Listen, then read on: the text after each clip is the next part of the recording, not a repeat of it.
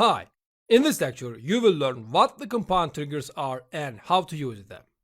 Up to now we learned 4 types of triggers. Before statement triggers, before each row triggers, after each row triggers, and after statement triggers respectively. With these triggers we can take some actions before or after the statements or rows. But these triggers all have their own variables, types, etc. So you cannot use one variable or type within another. And sometimes you need something like that. But this was not applicable until Oracle Database 11G released. With starting from that release, we can create compound trigger types. So what are the compound triggers? The compound trigger is a single trigger on a table or view that allows us to specify actions for each HTML trigger types that I mentioned right before. That means we can do all the levels of trigger actions in one trigger. So they can share the variables, types, etc. among each other. As you can see in the schema, we have our variables types on the top. This area is called as a declaration section. We declare our types, variables, etc. here. Then we write our before statement and after statement trigger actions and row level trigger actions after that. So we can use the variables that we declared in the declaration section within all these sections. But notice that we don't need to take actions for all these levels. They are all optional. We can write all of them or some of them. It's up to you. But we need to write at least one. So our compound trigger has 5 sections. We call each of these action areas as sections. So we can do all these events section by section. But notice that our compound trigger starts when the triggering statement starts and continues until the triggering statements complete. So it lives along the time of first section starts and last section finishes. Before compound triggers, we would do that with some other ways, like doing that in some packages, etc. But this was very error prone and we have some memory and performance problems. But with compound triggers, we could do that much faster and safer.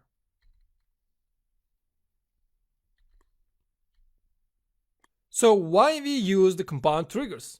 We use compound triggers to take actions for various timing points by sharing the common data among these timing points. For example, we can declare some variables in it, then assign some values at the before statement section or any other, and then we can use it in another like after row trigger or any other. This might be useful for so many times. To make inserts to some other tables faster with using the bulk inserts. Actually, we haven't seen the bulk inserts yet. For now, I can say that instead of inserting rows one by one, we use bulk inserts to make that faster. So your compound trigger will enable you to make faster inserts to the other tables. You will understand better when you see the bulk inserts in the performance section. In the next lecture, you will see what the mutating table errors are. This is a common error in triggers, and without the compound triggers, we cannot handle that problem easily. We will see that in details in the next lecture. To sum up, compound triggers have 5 sections: initial section, before statement section, after statement section, before each row section, and after each row section. These 4 sections are optional. You can write all of them or some of them, it's up to you. Besides, we can have compound triggers with the views too. But this time there are 2 sections, initial section and instead of section. Actually, this is not a frequently used compound trigger type, because we can use the instead of triggers instead. There is no difference. But I mentioned just to show you that you have an option like that. So let's pass this for now. Now, are there any restrictions of the compound triggers? Yes. A compound trigger must be a DML trigger defined on a table or view. So you cannot create a compound trigger as a DDL trigger or something. It must be a DML trigger and can be on a table or a view.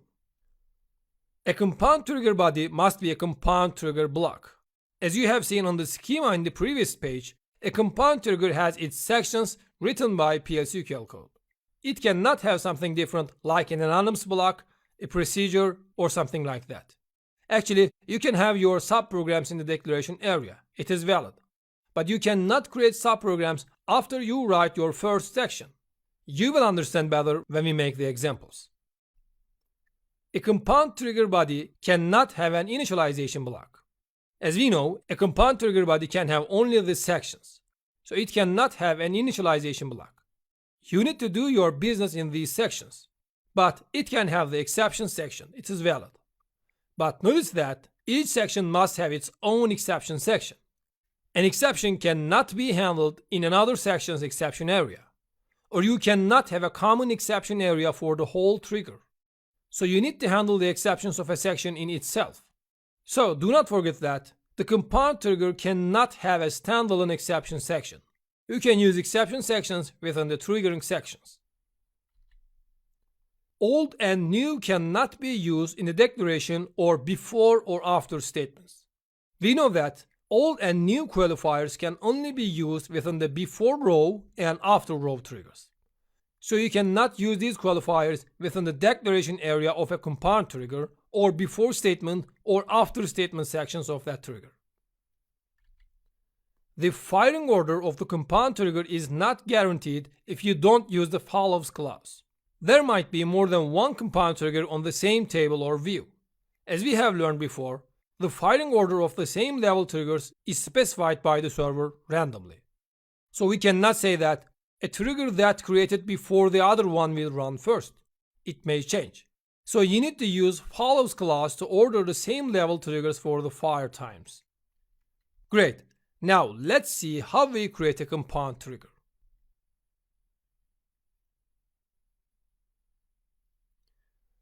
The first create or replace area is the same as the previous triggers.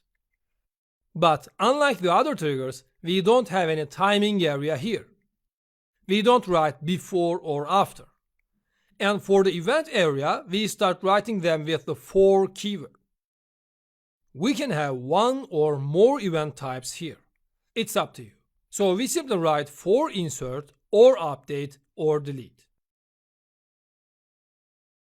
Then we write on keyword and our base object name, like how we did in the previous ones.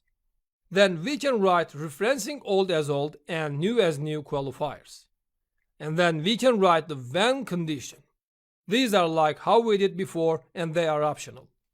After that, we write compound trigger keywords. With these keywords, we specify that our trigger will be a compound trigger. After the compound trigger keywords, we have the declaration area of that compound trigger. We directly write our types, variables, etc. here. These objects will be global for that trigger. So you can use these objects at anywhere in that trigger. Besides, you can use these objects with different sections. So you will be able to share the values of these objects by multiple levels of triggering actions. This section is optional. I mean, you don't have to declare any objects here, but you can have as many objects as you wish here. Great. Then we write our triggering sections. I mean, we can write our statement level and row level triggers. All these sections are optional, but you need to write at least one of these sections in a compound trigger. So you need to write at least one, but you can write more. It's up to you. But you cannot write the same section more than one. I mean, for example, you cannot have two before statement sections in one compound trigger. Alright, these sections are the DML trigger types that we have learned up to now. The first one is the before statement section. To use it, we simply write before statement is keywords. Then we write the PLCQL block in it.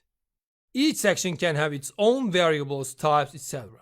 To declare them, we don't write declare keyword. We simply declare them, just like how we do in the declaration area. Then we write our begin keyword and then we write our PLCQL codes here. If we want, we can write an exception section for that too. After all these, we write end keyword and the type of that section. Since this is a before statement section, we write end before statement here. The rest of the sections are just like the first one. The only differences are the names. For before each row, we write before each row, and it goes on like that, as you can see on the sample code here. After finishing all the sections, we simply write our AND keyword. As I had mentioned, we can have another type of compound trigger. It is using the instead of trigger in it. To create it, we only write instead of each row is in the sections area. But notice that this section is used only with the views. And if you use this instead of section, you cannot use the others with this one. This can be used as a single section. Alright, creating a compound trigger is a bit different than the other trigger types, but not so hard.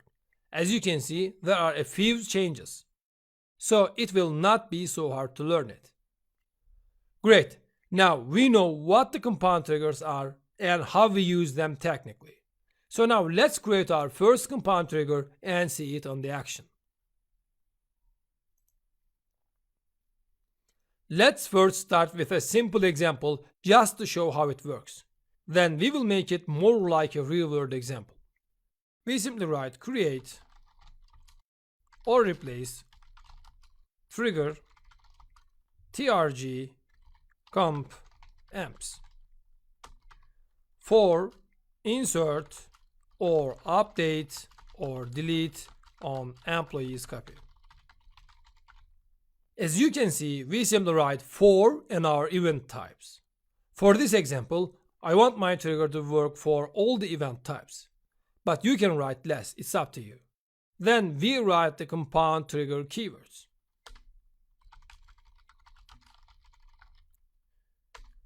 Now, let's declare a variable that will keep the DML type, like we did in the previous examples. We will use this variable within each section. I write vDML type is varchar2 and 10. Great. Now, let's start with writing the sections one by one. I will write all the sections in this example, but you can write one or a few of them. I write before statement is.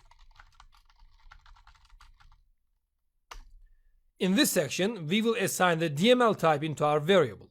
So we will write our begin keyword first. Now, let's write our if-else-if clause like we did in the previous lectures. If inserting then, let me copy that. Our variable is equal to insert. Else if updating, then it is equal to update. Else if deleting, then it is equal to delete. And our end if. Now let's print that value. DMS output dot put line, let's say before statement section is executed with the value of our variable. And let's write something more event. Now here we write the AND keyword and the type of the section. So I simply write AND before statement. Great. Now let's write our before each row section. Before each row is. As you have learned, we can write the local variables right after the is keyword and before the begin keyword. I will write 1 just to show you that it is accepted. But be aware that these local variables will not be reachable outside of that section. Let's write, for example, x and the type is number. And our begin keyword. Now let's copy that DMS output and paste into here. And change before row section is executed with the VDML type event. And now let's write and before each row. And before each row. Now let's write our after each row section. Let me copy all these and paste in here and write after each row and after each row. And let's delete here and write after row section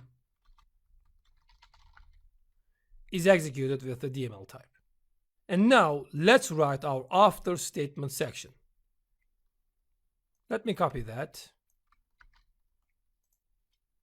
and paste in here and delete all these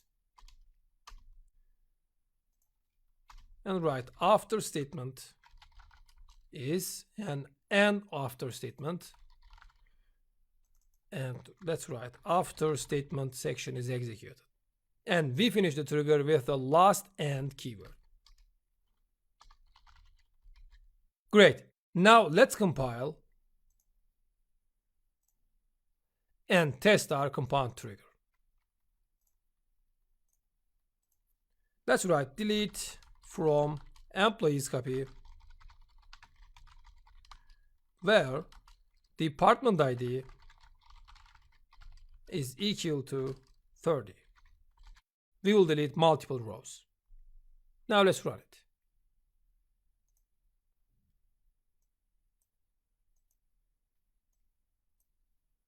As you can see, our compound trigger worked just like we created 4 different triggers. Now, what is the benefit of using compound triggers for this example?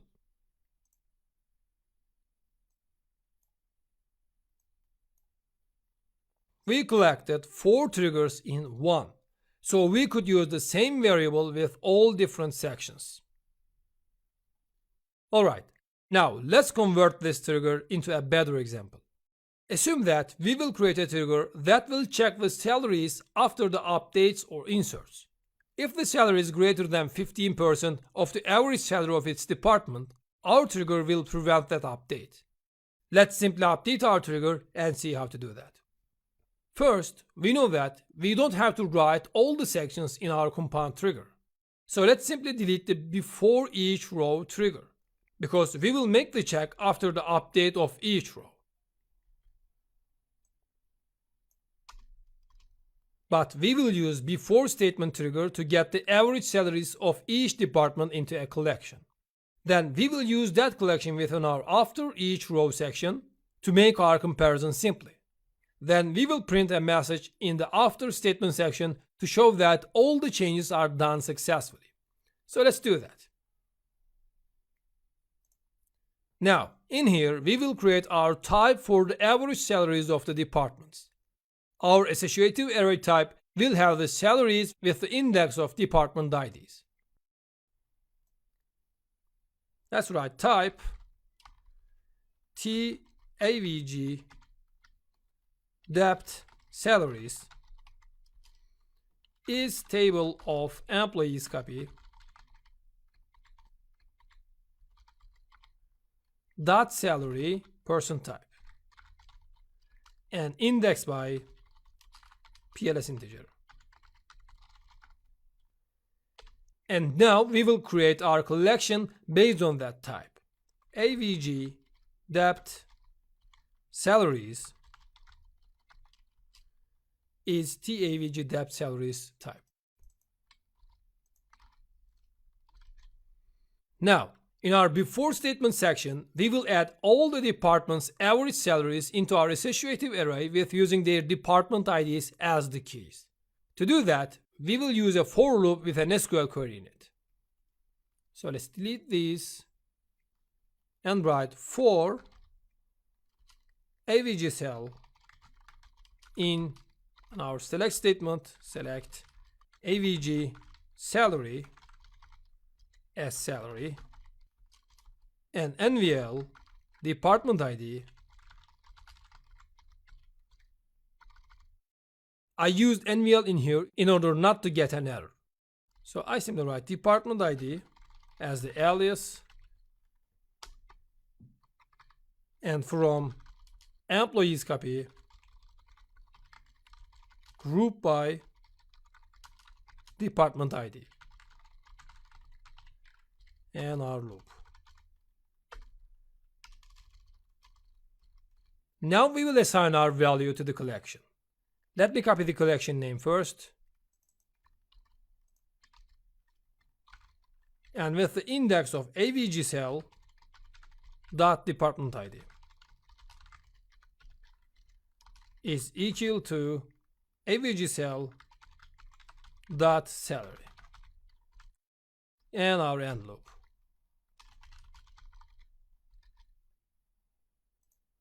Now, as we have learned before, these sections can have their own local variables. So let's declare one. V interval is a number and the value is 15. And now let's make our check. If our new salary will be more than 15% high of the related department's average salary, we will raise an application error and prevent that operation. Let's do it. If new.salary is greater than average depth salaries with the index of new.department ID times V interval divided by 100, then raise application error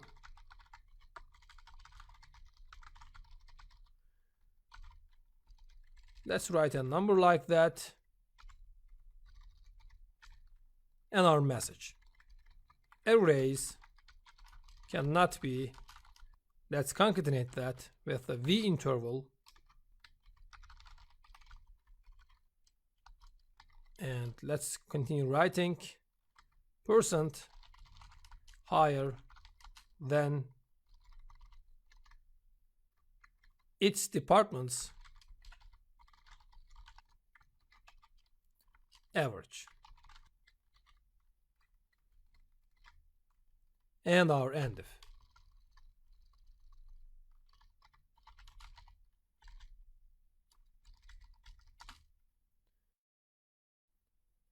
As we raised an application error, if this error is raised, this after statement section will not be executed. If this section is executed, that means there is no problem. All the updates or inserts are done successfully. So we can print a message for it.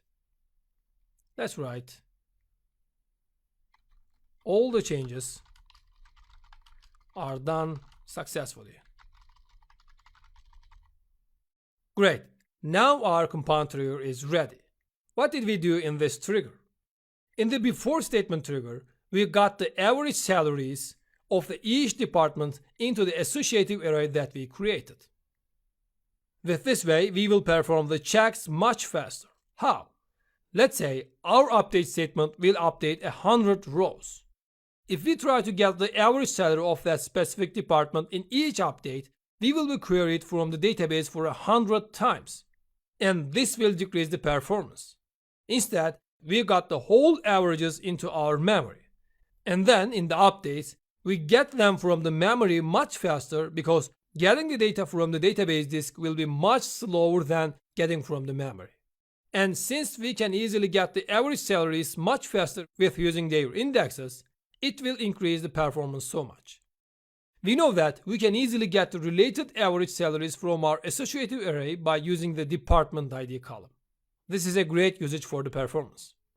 In the same trigger, we shared that collection with different sections. And so we prevented the high salary increases within our after each row section. This is really useful. Great. Now let's compile it and test our trigger.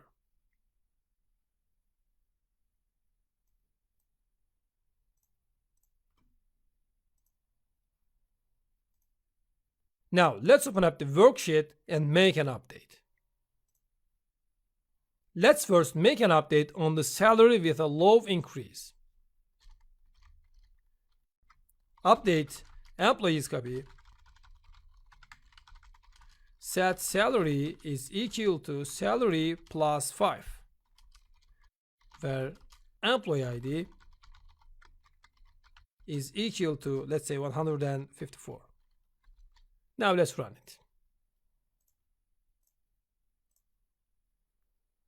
Oops, I think I had a mistake. Let me check it.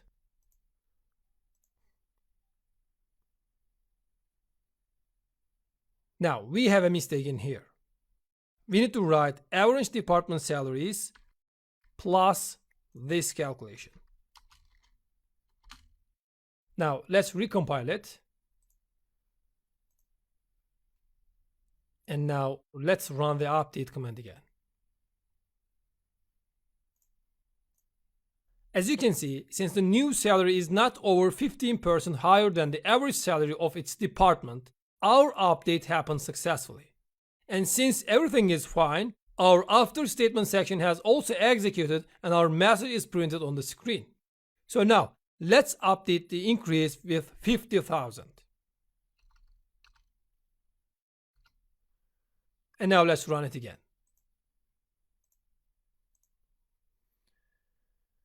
As you can see, this time our trigger prevented this update and raised an exception with the specific message that we have written.